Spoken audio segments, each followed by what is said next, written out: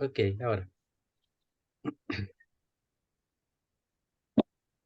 Padre bendito, Padre amado, nos dirigimos a ti para agradecerte, Padre, por tu amor, tu misericordia de todos los días, porque tú todos los días, Padre, nos proteges, nos cuidas. Gracias por ese tiempo, Padre, que tú nos das, ese entusiasmo. Ayúdanos día a día a poder participar, Padre, porque la carne es débil. Siempre ponemos excusa para no participar, de leer de tu palabra y nos alejamos del aprendizaje, Padre, que tú nos quieres dar. Ayuda a mis hermanos, ayuda a cada uno, Padre. Danos los tiempos y los ánimos. Pon la disponibilidad en nuestro corazón, en nuestra mente para ir aprendiendo lo que tú das a nuestro hermano José para en su enseñanza, Padre. Te damos gracias, Padre, por estos momentos. Te pedimos, Padre, que tú seas con nosotros, con cada uno. Sé con el hermano hoy, en su palabra, que a través del Espíritu Santo, Padre, podamos ir aprendiendo y haciéndolo agradable ante tus ojos. Nos encomendamos a ti, Padre, agradeciéndote todo y rogándote a través del bello nombre de nuestro Señor Jesús. Amén.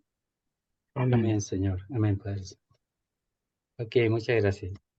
A ver, vamos a leer del versículo 6 hasta el 13. Esperar que podamos ahora terminar el capítulo 5, que es más cortito.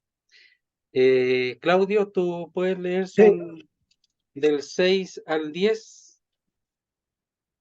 Y del don 6 al Leoncio, 10. hermano Leoncio, usted puede leer del capítulo 5 de 1 Corintios, del 11 al 13. Sí, sí, Ya, del ok. Ya, capítulo entonces 5. Claudio va a leer del 6 al 10 y usted del 11 al 13. Gracias. Ya, ya, Claudio. Capítulo 5. Capítulo 5, el Claudio va a leer del 6 al 10 y usted leería del 11 al 13. Es cortito. Ah, bueno, correcto. Ya, gracias. Ya, 11 al 13, correcto. Ya, Ya, del 6 al 10. sí. Vuestra jactancia no es buena. ¿No sabéis que un poco de levadura fermenta toda la masa? Limpiad la levadura vieja, para que seáis masa nueva, así como lo sois, sin levadura. Porque aún Cristo nuestra Pascua ha sido sacrificado. Por tanto, celebremos la fiesta no con levadura vieja, ni con la levadura de malicia y maldad, sino con panes sin levaduras de sinceridad y de verdad. En mi carta os escribí que no anduvierais en compañía de personas inmorales. No me... ahí 10. Ah, no, me toca decir 10. Sí, el No 10. me refería a la gente inmoral de este mundo, o a los avaros y estafadores, o a los idólatras, porque entonces tendréis que salir del mundo. Gracias. Bien. Más bien, os escribí que no os juntéis con ninguno que, llamándose hermano, fuere fornicario o avaro, o idólatra, o maldiciente, o borracho, o ladrón, con el tal ni aun comáis. Porque, ¿qué razón tendría yo para juzgar a los que están fuera? ¿No juzgáis vosotras los que están dentro? Porque a los que están fuera Dios juzgará. Quitad pues a ese perverso de entre vosotros. Ya, muy bien. Muchas gracias, hermano.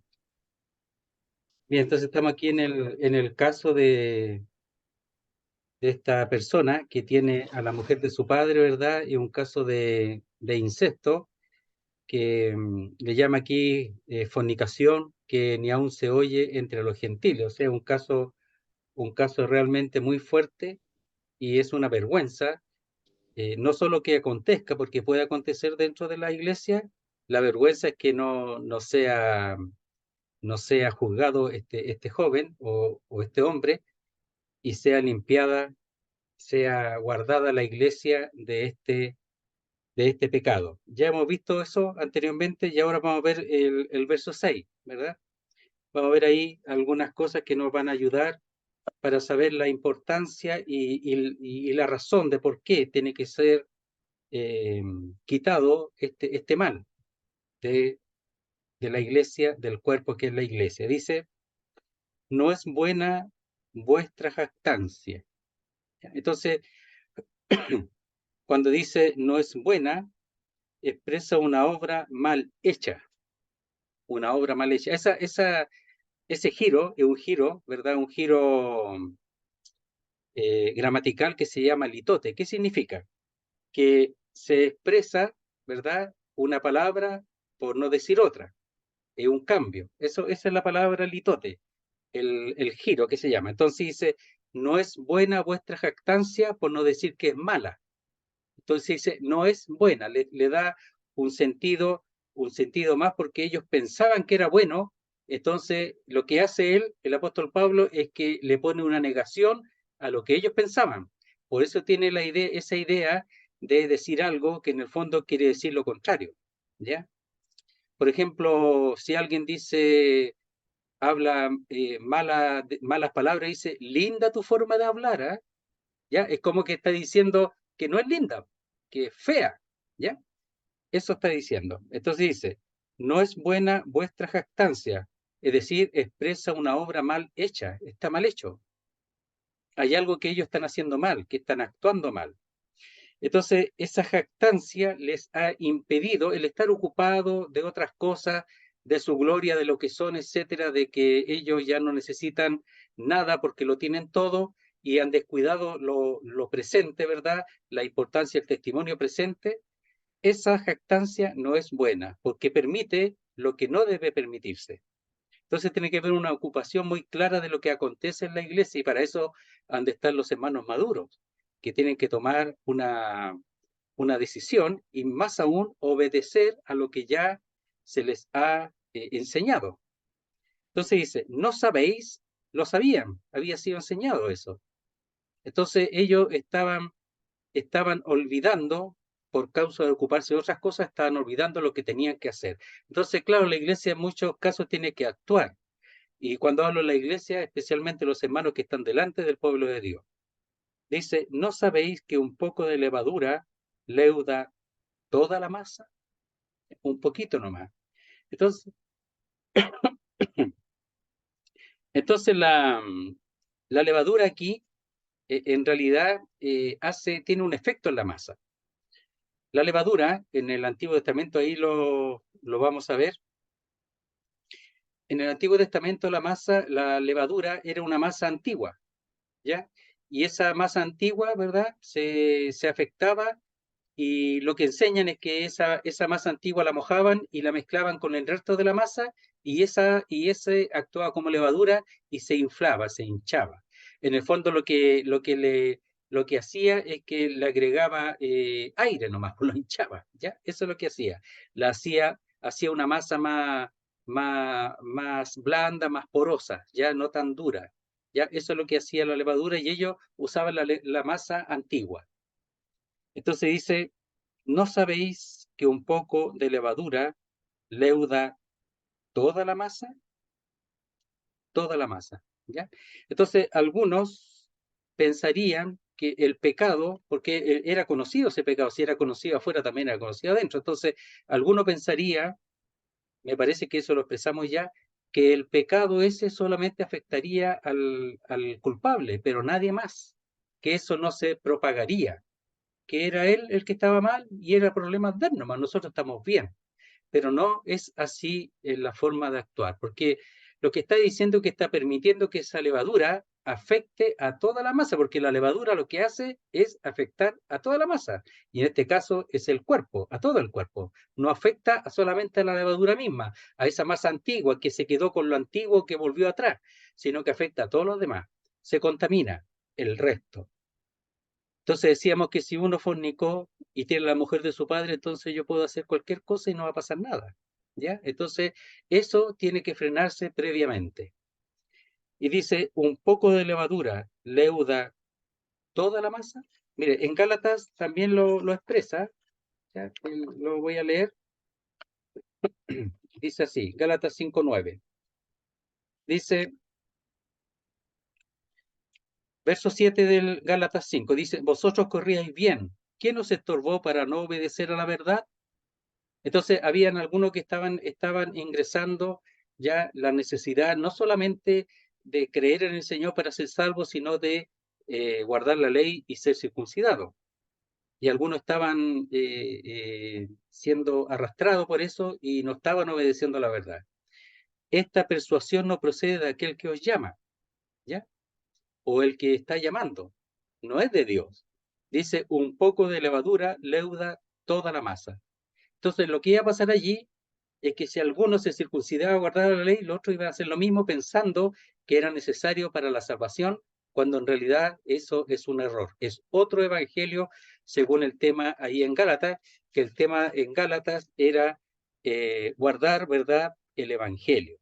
Y ellos estaban admitiendo el error y eso iba a ser propagado hacia los demás. De tal manera que en Gálatas habían algunos que ya habían sido, se estaban dejando circuncidar. Entonces, el cuidado aquí es la masa. Nadie niega que pueda haber levadura. Eso es posible. Eso está en la doctrina, está en 1 Corintios, está en la doctrina del apóstol Pablo. Eso está. El problema es cómo se trata esa situación, cómo tratarla.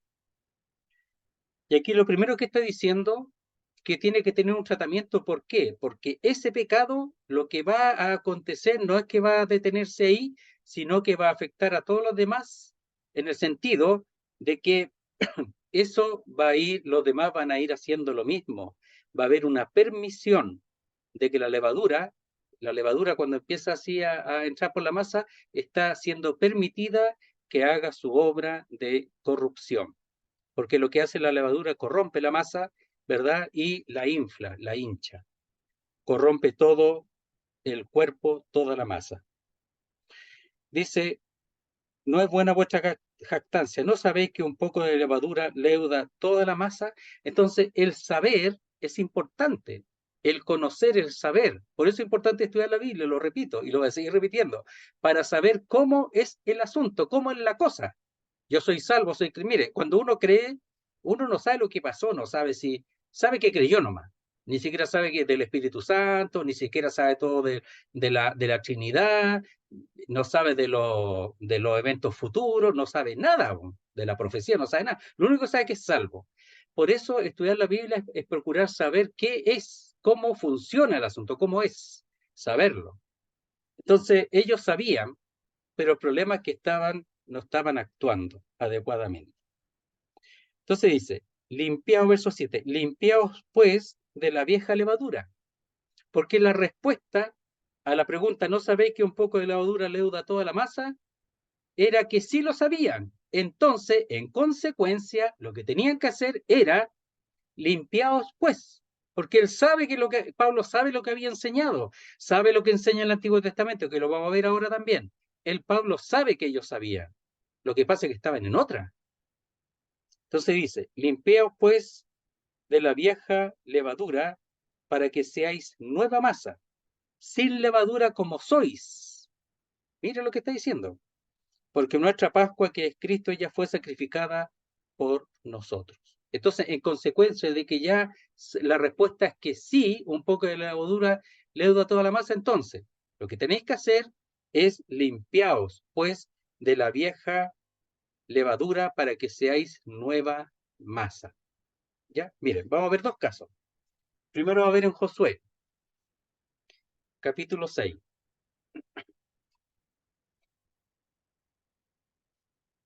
Vamos a ver cómo un caso afecta a toda la masa, a todo lo demás. ¿Ya? Entonces, Josué 6, 15 y 16. A ver. Sí. 6, 15 y 16.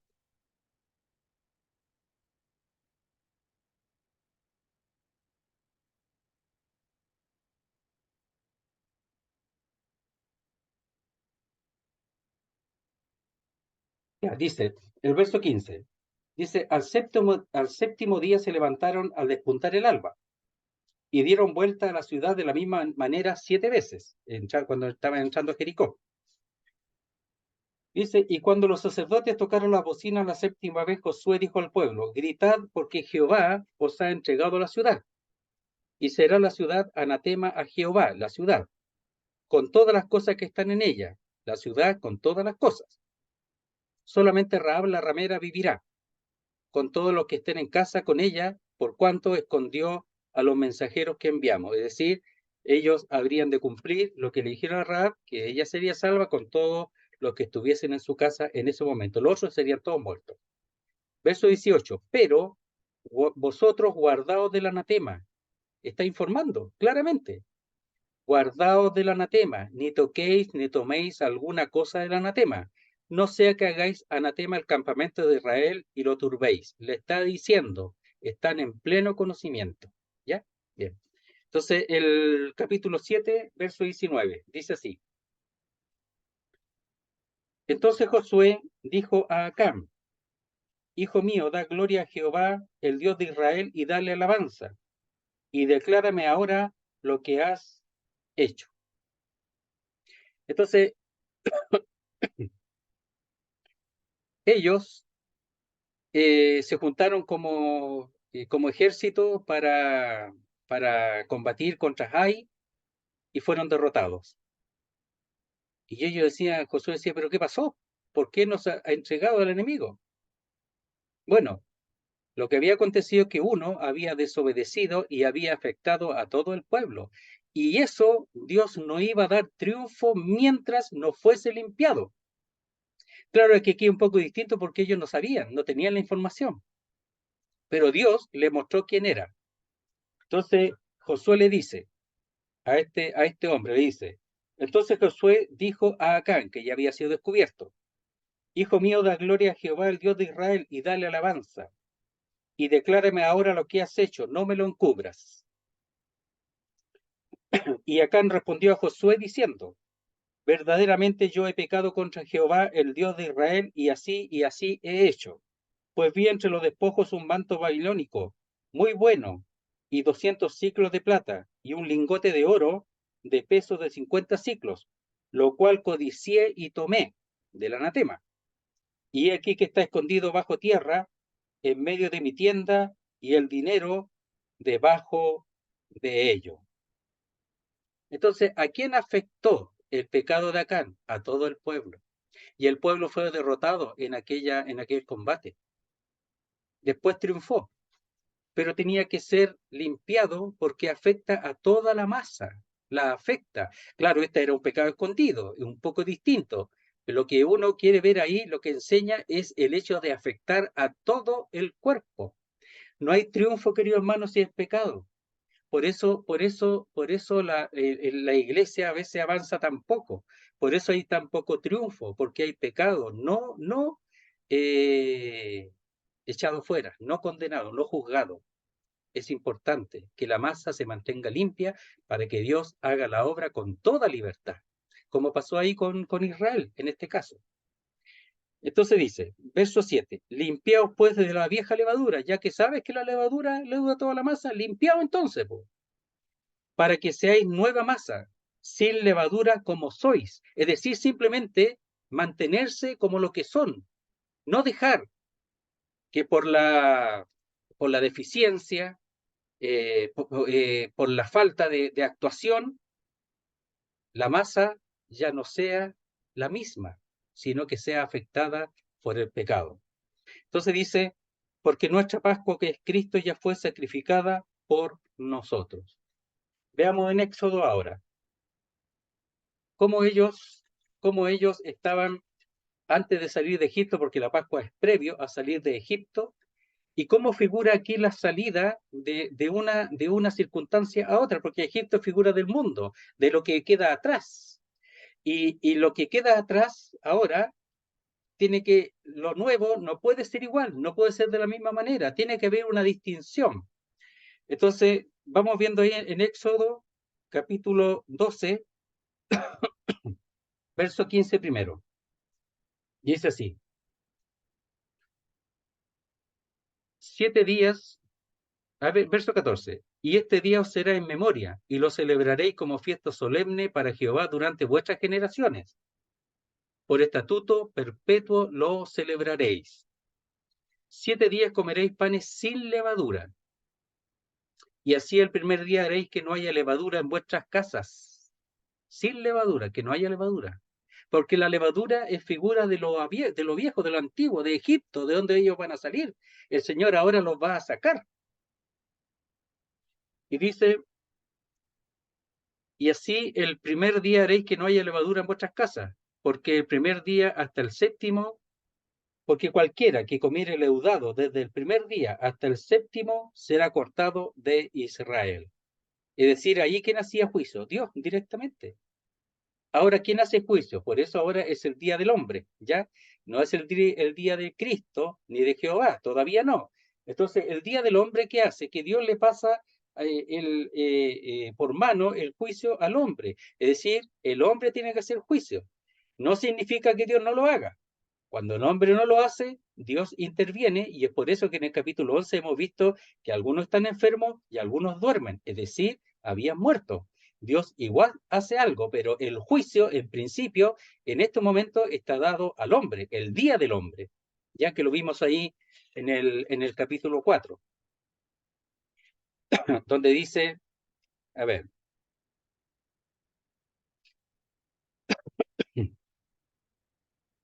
vamos a ver bien dónde estaba.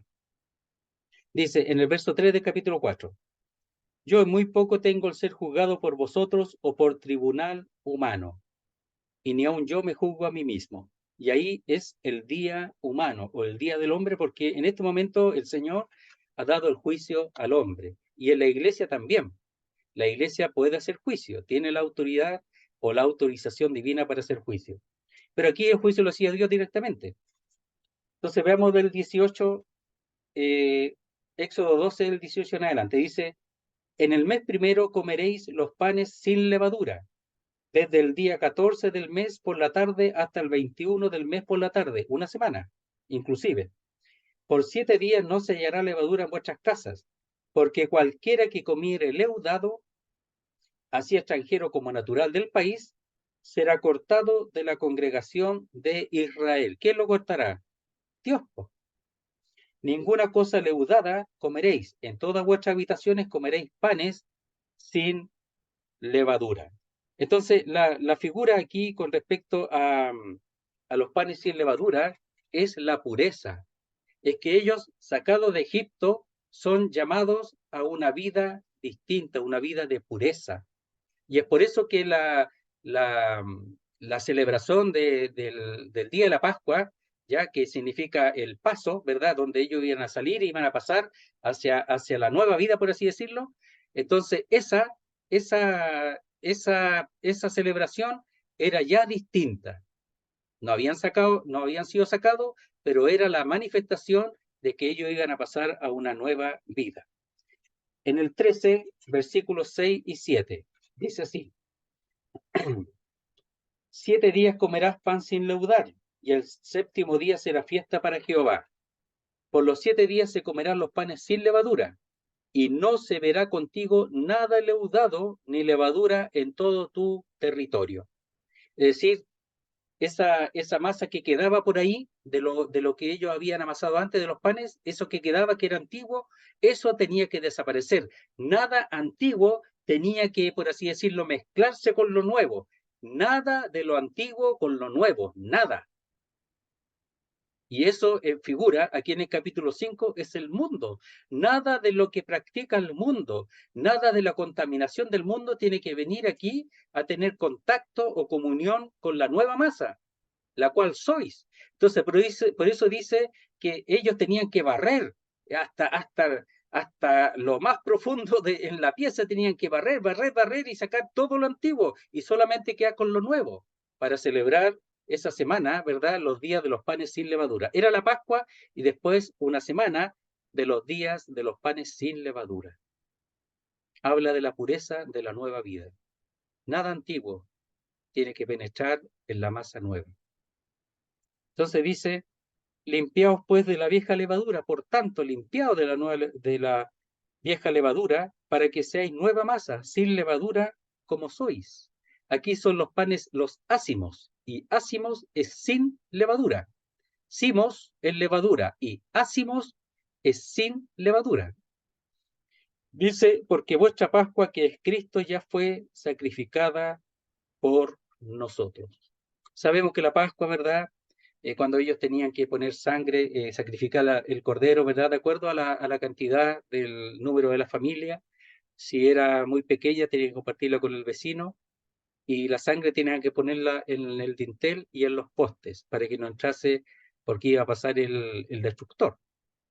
Y ellos estaban ahí, resguardados por la sangre del sacrificio. Entonces, en la Pascua es eso, ¿verdad? El sacrificio. Y ellos participaban de la Pascua comiendo el animal que ha sido sacrificado. Entonces, nosotros participamos del Señor. En la cena del Señor participamos y hacemos memoria del Señor en la cena ahora, pero aquí habla de la Pascua en el sentido de figurando lo que acontecía antes y que no había nada de levadura y era una sola vez hecho. Después ellos, en el tiempo de ellos, la Pascua se hacía constantemente, ¿verdad? Ya, pero ahora para nosotros ha sido hecha una sola vez y ahora lo que hacemos es memoria de eso nomás, en memoria del sacrificio. El sacrificio ya no se hace, pero nosotros hacemos memoria de ese sacrificio que fue hecho una vez y para siempre. Mire, veamos Hebreos 9:12 con respecto a eso. Hebreos 9:12. Con el hecho que fue hecho de una vez y para siempre el sacrificio. Dice, de nuestra redención, para ser una nueva masa. Dice, verso 11, 9:11. Pero estando ya presente Cristo, sumo sacerdote de los bienes venideros, por el más amplio y más perfecto tabernáculo, no hecho de mano, es decir, no de esta creación, y no por sangre de machos cabríos ni de becerros, sino por su propia sangre, entró una vez para siempre en el lugar santísimo, habiendo obtenido eterna redención. Una sola vez.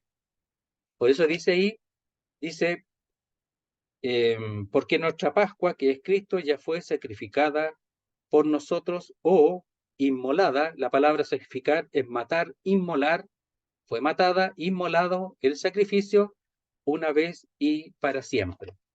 El verso 26 del capítulo 9 de Hebreo dice así: de otra manera le hubiera sido necesario padecer muchas veces desde el principio del mundo, pero ahora en la consumación de los siglos, es decir, cuando comienza desde que el Señor muere en adelante, comienza los fines de los tiempos, se presentó una vez para siempre por el sacrificio de sí mismo para quitar de en medio el pecado, una sola vez y para siempre. El verso 28. Hebreos 9:28. Así también Cristo fue ofrecido una sola vez para llevar los pecados de muchos, y aparecerá por segunda vez sin relación con el pecado para salvar a los que le esperan. ¿Por qué sin relación con el pecado? Porque ella lo hizo, la obra ya la hizo, una sola vez y para siempre. Y en el 10:14 podemos leerlo también, dice, Hebreos 10:14. Porque con una sola ofrenda hizo perfecto para siempre a los santificados, o a los que están siendo santificados. Una vez, dice, una vez hizo perfecto para siempre a los santificados, a los que están siendo santificados. Entonces, otra vez verso 7 del 1 Corintios 5. Limpiaos pues de la vieja levadura, para que seáis nueva masa, sin levadura como sois, porque nuestra Pascua, que es Cristo, ya fue sacrificada por nosotros. Entonces, ¿qué es lo que está diciendo? Bueno, que hay que quitar la levadura, hay que sacarla, hay que echarla para afuera. Lo malo hay que echarlo para afuera. Eso está diciendo, pero le está dando argumentos. Primero, ellos están volviendo. Pablo lo que hace, la forma del apóstol Pablo, y lo que nosotros también tenemos que hacer en cosas que se han abandonado, que se han dejado o que no se están haciendo correctamente, hay que volver al principio, para que los principios, estando establecidos, puedan ayudar para quitar todo aquello que está estorbando o reanimar lo que no está animado. Entonces los principios son importantes. El apóstol Pablo siempre vuelve a los principios en Corintios, porque dice, ¿no sabéis? Ellos sabían, volvamos al principio. Esto y esto. ¿Se dan cuenta? Ah, sí, entonces. Echad fuera a ese perverso, dice después, ¿no es cierto? Pero él vuelve a los principios. A los principios. Cuando está letargada la iglesia, hay que volver a los principios. Aquí estaban jactanciosos, estaban inflados, hinchados. Tienen que volver a los principios de la enseñanza de las Escrituras. Entonces dice, verso 8, así que celebremos la fiesta, no con la vieja levadura, es decir, la vida antigua, sin el Señor, sin la santidad, ni con la levadura de malicia y de maldad, sino con panes sin levadura, de sinceridad y de verdad. Aquí no está diciendo de que la Pascua tenemos que celebrar la Pascua, etcétera. Eso no está diciendo eso. Lo que está diciendo que está tomando como ejemplo la Pascua para que ellos sepan lo que son, lo que ellos son y cómo ellos deben vivir constantemente. Entonces es una fiesta constante, es una fiesta pura constante. No es una fiesta donde entran las cosas inadecuadas, el pecado, la malicia y la maldad, dice aquí. Entonces dice, así que, por tanto, por consiguiente, por esa causa de que la Pascua, que Cristo ya fue sacrificada por nosotros una vez y para siempre, por esa causa celebremos la fiesta, no con la vieja levadura, con las cosas del mundo, con Egipto, sabes que el pueblo israel estaba en el desierto y echaba de menos Egipto, eso no, querían volver a Egipto incluso, eso no. No eso, no el deseo ese, sino el deseo de celebrar con lo nuevo, con lo puro. Entonces dice, no con la vieja levadura, la vida antigua. Este pecador, este fornicario, este incestuoso, ha vuelto al mundo. Por eso he echado al mundo, y dice, entregado a Satanás al mundo, porque él en su mente, en su corazón, ya volvió atrás. Entonces simplemente está siendo dejado a donde él volvió, para que él allí llegue, como lo habíamos dicho, llegar al máximo y darse cuenta, pero ¿qué hice? Llegar a la conciencia de qué es lo que él hizo. Pero eso no debe ser soportado en la iglesia, querido hermano. El amor, eso no es amor, eso es descuido. Ellos tienen que cuidarse de que son nueva levadura, ¿verdad? Y dice, así que celebremos la fiesta no con la vieja levadura, ni con la levadura de malicia y de maldad. Veamos una descripción de la malicia. La malicia se refiere a la corrupción natural del estado de perdición del hombre. Esa es la malicia. En la disposición o carácter malicioso en general, en la disposición a hacer el mal, en la disposición interna. Con eso no debe haber, dice, en esta celebración de esta fiesta. Dice, y la maldad es el llevar a la acción esta malicia. Veámosla, dice así. Maldad es la malicia reflejada en la voluntad, a la que controla y orienta. Indica un uso activo de la malicia, es decir, llevar a acción la malicia, esa disposición o carácter malicioso en general. Es hacer mal con deleite y persistencia. No, con ese hombre no tiene que estar aquí. Ese hombre no tiene que estar aquí. No un asunto contra ese hombre, en un sentido sí, sino con lo que él está haciendo y que está afectando para que celebremos, dice la fiesta, dice, no con la vieja levadura, está afectando. Entonces dice, la maldad es caracterizada o caracteriza a los demonios. Mire, Efesios 6:12. Efesios 6:12 y 16 también. Dice así. Dice, verso 12 del capítulo 6 de Efesios. Porque no tenemos lucha contra sangre y carne, sino contra principados, contra potestades, contra los gobernadores de las tinieblas de este siglo, contra huestes espirituales de maldad en las regiones celestes. Es decir, que ellos operan la malicia, huestes espirituales de maldad. Y en el 16 dice, sobre todo, tomad el escudo de la fe con que podáis apagar todos los dardos de fuego del maligno, que es la palabra maldad allá en 1 Corintios, el maligno, ¿ya? O sea, son las cosas malignas, son las cosas que llevan a cabo la malicia, y ellos lo hacen, los demonios, los caracteriza a ellos, no a los hijos de Dios.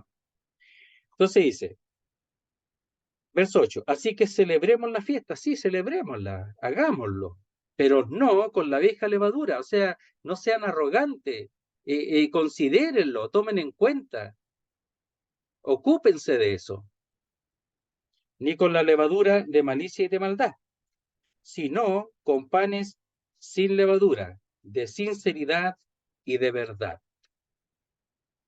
¿Cómo? Con panes sin levadura, como lo hacía, como lo mandó a los judíos antes de salir de Egipto, sin levadura, sin las cosas viejas, sin las cosas antiguas, en donde ellos estuvieron en esclavitud, no allí, no la esclavitud del pecado. Dice, con panes sin levadura, y lo caracteriza de sinceridad y de verdad. Ya, la palabra sinceridad es bien importante, dice, la palabra sinceridad es exento de mezclas, de sustancias sin mezclas, puros. O sea, son sustancias sin mezclas, sustancias puras. Eso es la sinceridad. Probado, y la palabra está formada por un compuesto que es sol y luz, es decir, probado por la luz del sol. Es decir, puesto a la luz del sol y que es puro, que no es mezclado, no hay impureza en aquel objeto o en aquella cosa. Entonces, la sinceridad es algo que no tiene, también algunos lo usan como algo que no tiene cera. La cera se usaba para tapar los orificios que un clavo dejaba en la madera una vez sacado de ella. Cuando sacaba el clavo dejaba un hoyo y ahí le ponían cera. El agujero no se veía, pero realmente era en cierto modo una mentira o una apariencia, hipocresía.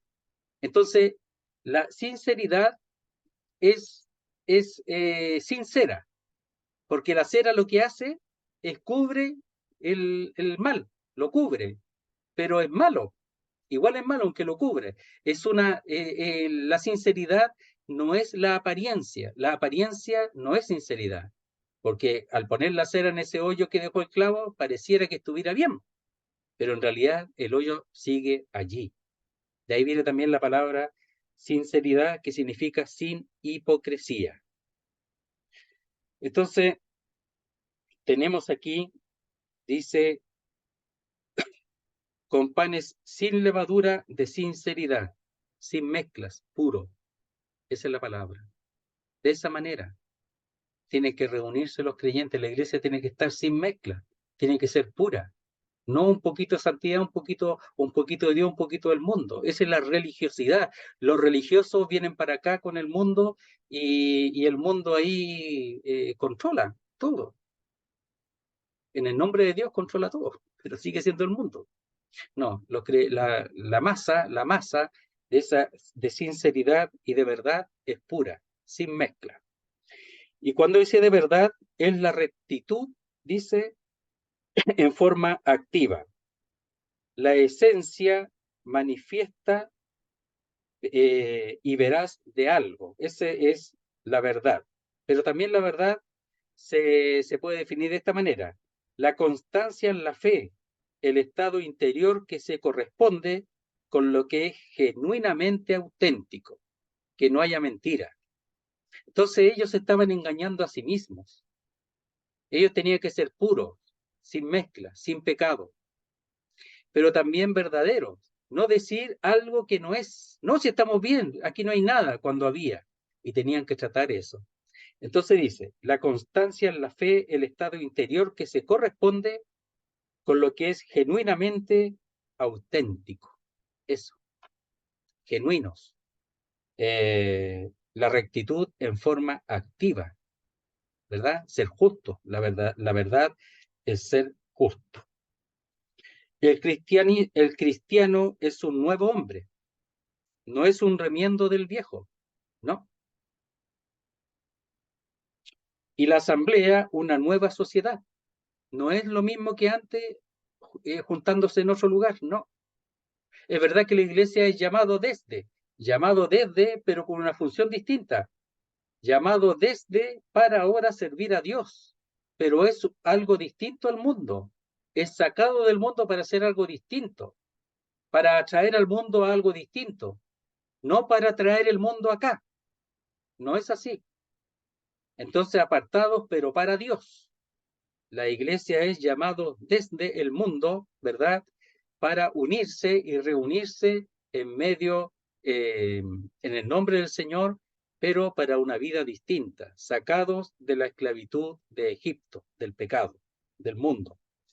Dice, no un parche sobre el sistema que le rodea. Hermano, la iglesia es una nueva masa, según enseña aquí, nueva masa. No es la misma masa con otro nombre, es nueva. Ha sido la iglesia es una nueva creación, es la reunión de los que han sido hechos una nueva creación, los que han muerto al pecado. El pecado todavía permanece en nuestra naturaleza, pero hemos muerto al pecado en Romanos 6. Somos una nueva creación. Ya no estamos para traer las cosas antiguas aquí a esta nueva masa, para afectarla, y después es lo mismo que el mundo, simplemente con un nombre afuera, iglesia cristiana. Pero entra el mundo y hacen lo mismo, exactamente lo mismo. No hay ninguna distinción.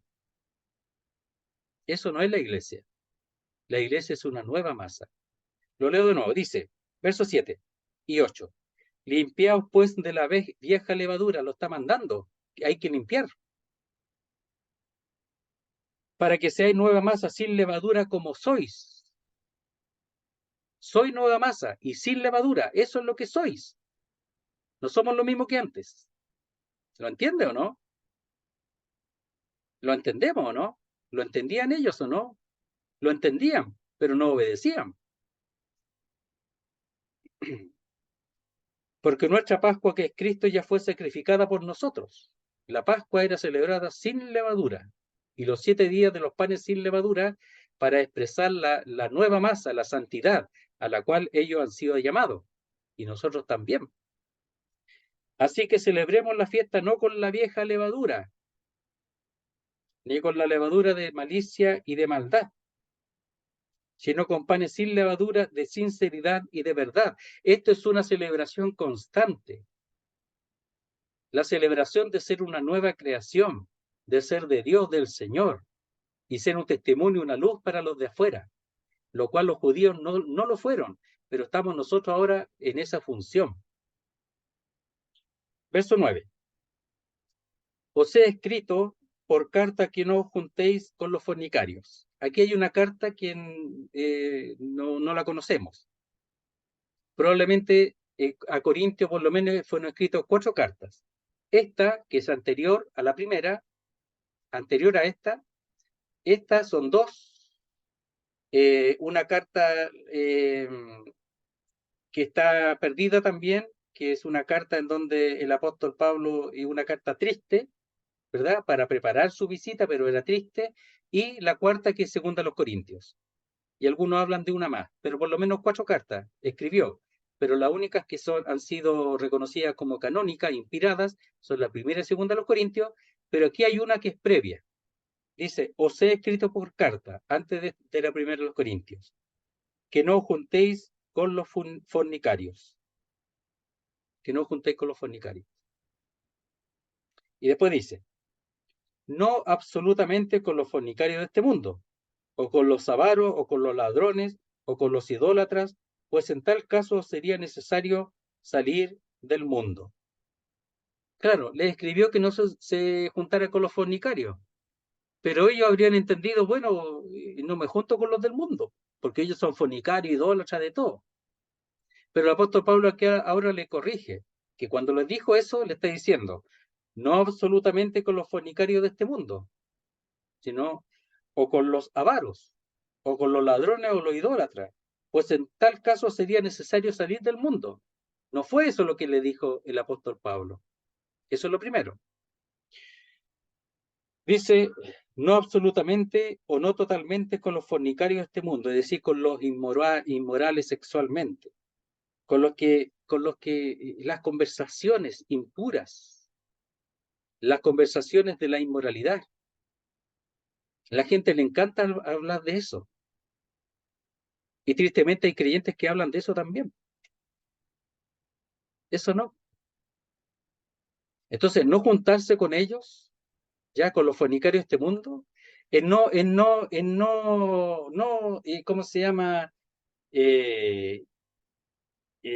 no juntar, no predicarle, no hablar del evangelio, no dar testimonio, eso sí, porque el mundo está lleno de todos estos pecados, y nosotros salimos de ahí si nosotros éramos lo mismo, y a nosotros nos hablaron igual, nos llegó el evangelio.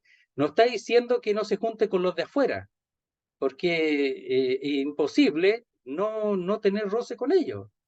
Por supuesto, no tener participación en sus pecados, pero sí tenemos que estar con ellos para predicarle, para hablarle, para dar testimonio, dentro de lo posible, ¿verdad? Dice, o con los avaros, ¿ya? Mire, voy a leer Lucas 12:15, solamente para mencionar un poquito lo que es ese pecado. 12:15, Lucas 12:15, dice así.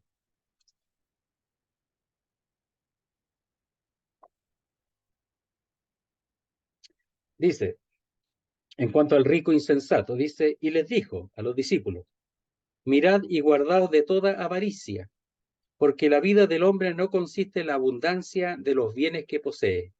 Entonces, aquí está hablando que no habla de los avaros, aquellos que lo único que desea es tener más, más y más. La palabra avaricia aquí es el deseo de tener más. Una vez le preguntaron me parece, Aristóteles Onassis, si no me equivoco, que era en ese tiempo el hombre más rico en ese tiempo del mundo, le preguntaron, ¿cuánto es lo que usted tiene que tener para que quede ya tranquilo, que ya piense que ya no necesita nada más? Dijo, todo lo que tengo más un centavo. Es decir, nunca iba a terminar, nunca iba a estar contento con lo que tenía, nunca. Eso es la avaricia, siempre querer más, más y más. Es un deseo enfermizo de poder, de poder atrapar mucho más. ¿Ya? Es una codicia ávida, es una avidez por querer más y más y más. Por eso usted ve los grandes conglomerados, usted ve los grandes ricos, multimillonarios, que siempre quieren tener más, pues nunca se cansan, nunca están conformes, jamás. Y eso es porque no tienen a Dios, pues. Entonces hacen de esto de la avaricia una idolatría, hacen del dinero su Dios. Por eso en algunos casos está la avaricia junto con la idolatría. Entonces dice un deseo de tener más, o con los ladrones, y esta es la palabra, ladrones son los que raptan la propiedad de otro, ya también es la palabra estafador, viene la palabra arpazo, ya arpazo, ¿ya? Por ejemplo, el Señor dice que el Señor no tuvo como arpazo, ¿verdad? El ser como Dios, no tuvo como arpazo, dice ahí en Filipenses capítulo 2, a ver, veámoslo. Como robo, porque la palabra ahí en realidad es robo, ¿eh? Entonces dice, el cual no estimó el ser igual a Dios como cosa a que aferrarse, ya no tomó como un robo, como un arpazo, el, ¿Filipenses cuánto, don José? ¿ah? ¿Filipenses cuánto? Filipenses 2:6. 12. Dice, Muchas el cual siendo gracias. en forma de Dios no estimó el ser igual a Dios, no tomó como suyo, como robo, ya el ser igual a Dios, como algo propio. Entonces, pero aquí es la misma palabra, la palabra arpazo, ¿ya? Entonces, son los que raptan la propiedad de otro o los estafadores, también es la palabra estafador. O con los idólatras, es decir, lo que hacen otros dioses fuera del Dios verdadero. Dice, pues en tal caso os sería necesario salir del mundo. No le está diciendo que no se junten, ¿verdad? Que no se junte con los fornicarios, ladrones o avaros, ladrones e idólatras de este mundo. No, porque si hay que predicarles, pues, para que se vuelvan a Dios. Lo que no tengo que hacerme es mezclarme o contaminarme con ellos, pero del mundo no puedo salir, tendría que salir del mundo. Entonces después corrige. Verso 11. Más bien, y ahora os escribí que no os juntéis con ninguno que, llamándose hermano, fuere fornicario, o avaro, o idólatra, o maldiciente, o borracho, o ladrón. Con el tal ni aún comáis. Es decir, que no, ellos no deben mezclarse. La palabra juntarse ahí es mezclarse. Con aquel que dice ser hermano, tenga esta característica. Y con él no tener comunión. No puedo tener comunión. Si dice que es creyente, no puedo tener comunión con él. Y el creyente que están en comunión en la iglesia, no puedo tener comunión con ellos. No puede la iglesia tener comunión con esa persona. Nadie dice que no sea creyente, pero comunión no puedo tener. No puedo tener comunión. Quiero aprovechar de decir algo, ¿eh? Lo he dicho más de alguna vez y lo repito, como dice el pastor Pablo. El tener comunión, querido hermano, no es estar juntos. Tú puedes estar junto con una persona y no tener comunión con ella. No es lo mismo. Tener comunión es cuando dos personas tienen su dirección, la dirección de su alma, de su mente, hacia la misma cosa.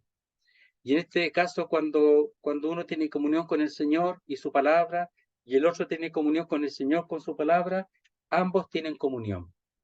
Pero si un creyente tiene comunión con las cosas de Dios y el otro creyente está allí, pero está en otra, no puedo yo tener comunión, aunque vaya, aunque esté con ella, aunque converse con ella. La comunión verdadera es comunión en las cosas de Dios. Entonces, por eso muchas veces algunos creyentes no es que sean pesados, sino que a veces casi no pueden hablar con otros creyentes porque tú les quieres hablar de las cosas del Señor y el otro está hablando de las cosas del mundo. Y no es que esté en pecado, lo que pasa es que está en otra. Es que no ha crecido, no se ha desarrollado, no puede tener una conversación en cuanto a las cosas de Dios o un interés mutuo en cuanto a las mismas cosas que son las de Dios. Entonces tú tienes un creyente al lado y el creyente está hablando de su moto, su auto, de su novia, su polola, de mil cosas, ya, de su familia, menos del Señor. Y nadie dice que le tenga mal a la familia y todo. Lo que pasa es que la comunión, y tampoco hay que el creyente que busca las cosas de Dios tiene que ponerse un biombo tampoco. No, pero el asunto es que la verdadera comunión que debería existir entre todos los creyentes es la comunión en cuanto a las cosas de Dios, que todos tengamos el mismo interés, el mismo deseo de las cosas de Dios, y así todos, la conversación que haya en la iglesia sea de las cosas de Dios, al menos que eso se pueda llegar a hacer, y no que estemos hablando de las cosas de afuera, ¿ya? Son importantes, ¿verdad? Pero nuestro centro tiene que ser las cosas de Dios. Eso, por eso la comunión, esa se tiene comunión, no solamente estar juntos. Podemos ver 100 personas en una asamblea juntos, pero no necesariamente todos tenemos comunión. Algunos están en otra, querido hermano, están totalmente en otra.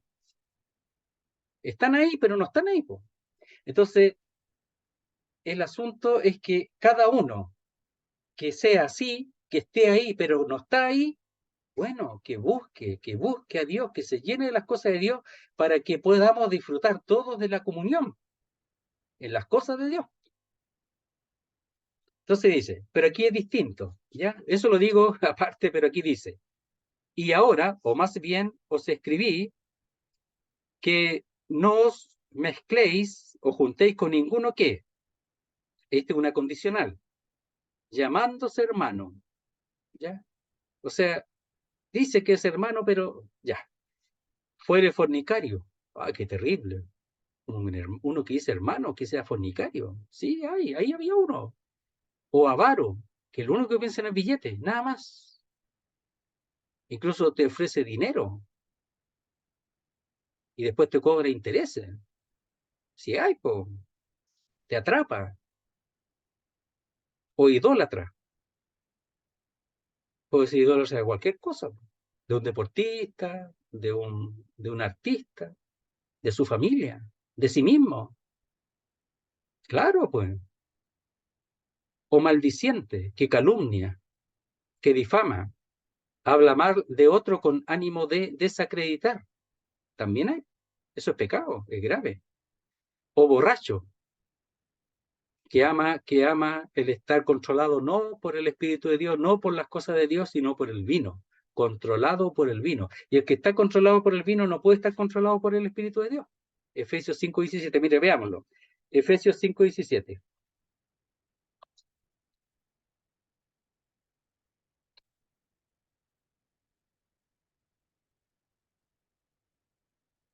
Ya estamos a la hora ya casi. Dice así. Por tanto, no seáis insensatos, sino entendidos de cuál sea la voluntad del Señor. Y para eso no os embriaguéis con vino, en lo cual hay disolución. Se derrocha, hay pérdida. El estar controlado por el vino, embriagado con vino, es pérdida, es derroche. No hay ni una ganancia. Antes bien, o más bien, o mejor, sed llenos del Espíritu Santo, y siendo llenos del Espíritu Santo. Y cuando eso acontece, hablando entre vosotros con salmos, con himnos y cánticos espirituales, cantando y alabando al Señor en vuestros corazones. Lo repito, hay una comunión de dirección del corazón de todos los creyentes. Entonces, no os embriaguéis con vino en lo cual hay disolución, antes bien, id siendo llenos constantemente del Espíritu Santo. Y aquí hay un borracho que no está controlado por Dios, ni por su espíritu, sino por el vino.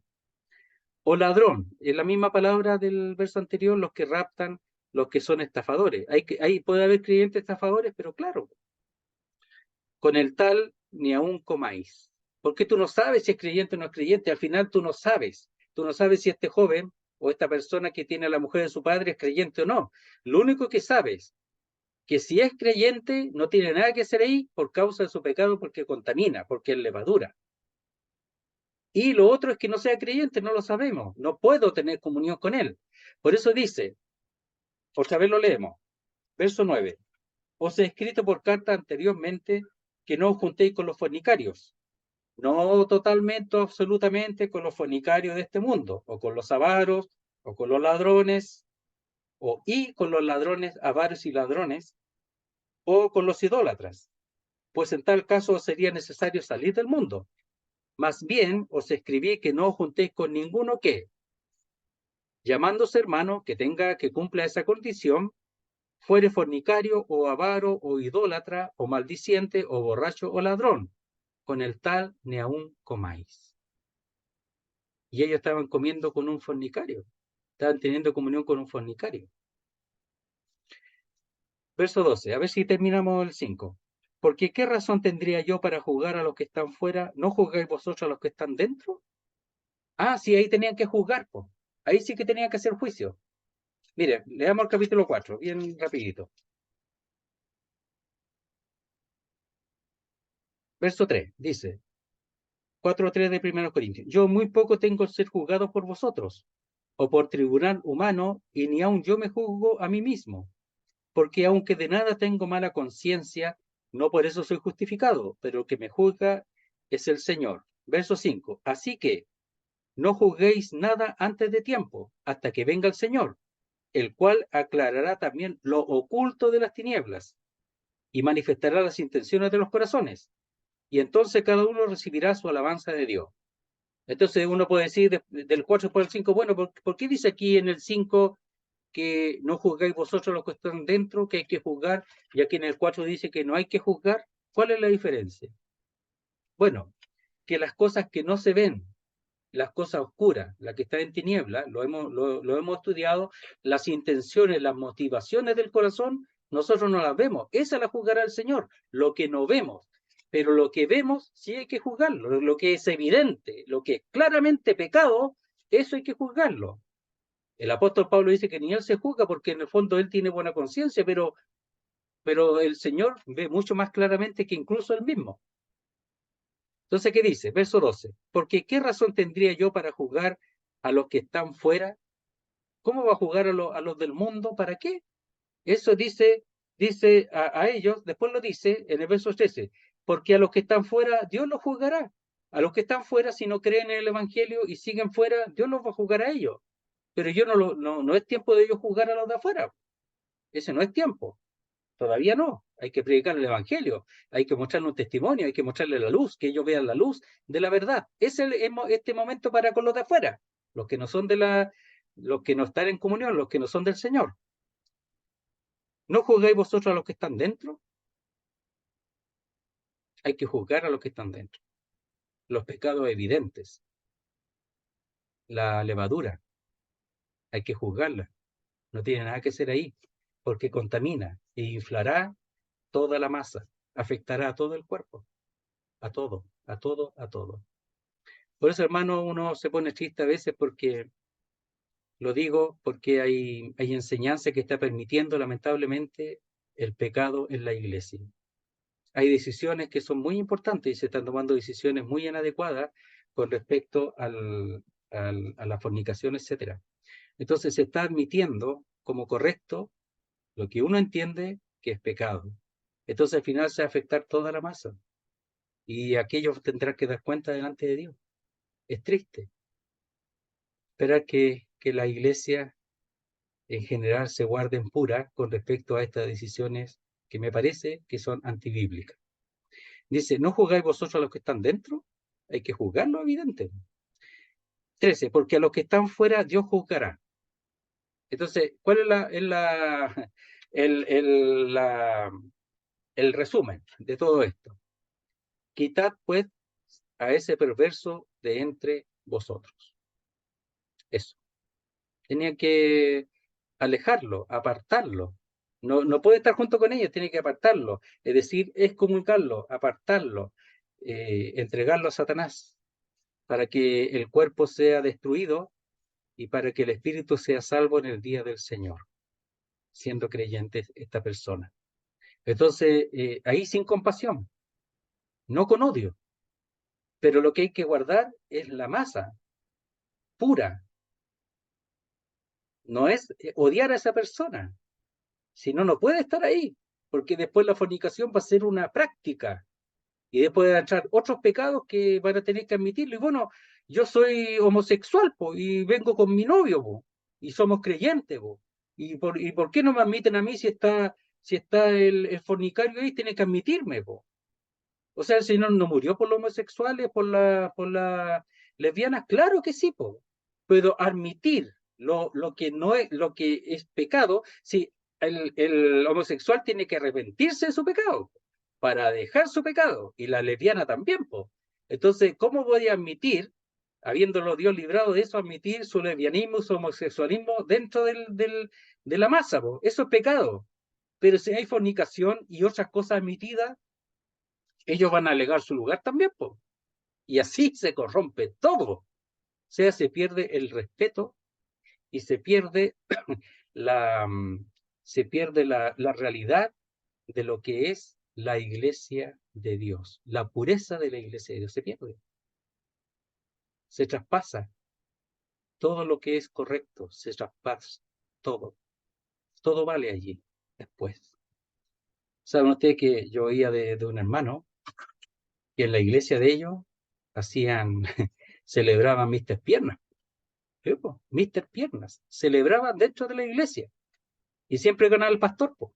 Nada de tonto. Tenía comprado a todos los jueces. Po. Celebraban Mr. Piernas en una iglesia bautista. Y el pastorcito participaba y ganaba siempre. Po. ¿Qué respeto va a haber ahí? ¿Qué santidad hay ahí? ¿Qué pureza hay allí? Si es que es creyente el caballero, yo no sé. Y así tantas otras cosas que se admiten. Entonces dice, porque a los que están fuera Dios juzgará. Quizás puede ser perverso de entre vosotros. La protección. Tiene que haber una barrera de protección con respecto a la santidad del pueblo de Dios. No se puede admitir. Tiene que estar despierto, con los ojos bien abiertos, despiertos y claros. Como pregunta aquí el apóstol Pablo. ¿No sabéis que un poco de levadura leuda toda la masa? Lo sabían. Entonces, ¿por qué lo permiten? Quitad, dice pues, a ese perverso, a ese malvado de entre vosotros. Malvado porque está haciendo maldad. Está malversando la verdad, la pureza. Está diciendo que yo estoy bien. Pero la iglesia, que sabe que eso leuda toda la masa, tiene que decir, querido hermano, no, usted no puede estar aquí. No puede estar aquí. Fuera. Y fuera nomás, po. Aunque no le guste. Aunque en ese momento él tal vez no tiene conciencia del mal que está haciendo. Pero la iglesia sí, po. Los hermanos que están delante sí, po. Y ellos tienen que actuar correctamente para salvaguardar a toda la masa, para que no se leude y se corrompa toda la masa.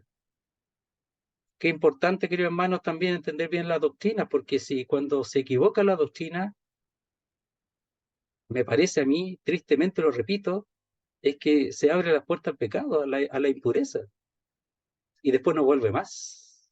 no vuelve más. Cuando se permite como doctrina la impureza, no vuelve más, queridos hermanos, no vuelve más atrás, nunca más. Pero hay iglesias que pueden ser guardadas. Hay que tener cuidado con esas cosas. Muy bien. Aquí terminamos el capítulo 5 y después vamos a hacer algunas cositas, Dios mediante, cuando comencemos con la ayuda del Señor, el capítulo 6, algunas cositas previas y comenzamos con el capítulo 6, Dios mediante, en el próximo estudio, si Él lo permite. A ver, Claudio, ¿tú podrías orar para terminar la reunión? Por favor. Muy bien, gracias. Ahora, Padre Celestial, Padre Santo, te damos las gracias por tus doctrinas, por tus enseñanzas, Señor, hacia nosotros, de cómo debemos andar, tener una vida santa, una vida cristiana, conforme a tu palabra. Que tu palabra, Señor Dios mío, discierne los corazones de los creyentes y también de los humanos. Te damos las gracias, Señor, por este momento que tú nos has dado. Te rogamos, Señor, por cada enfermedad también de tus hijos. Rogamos, Señor Dios mío, em, por todos nuestros familiares que aún no son creyentes, aún no son salvados. Y te rogamos, Padre, que tú hagas la obra conforme a tu voluntad. Gracias, Señor, por todo.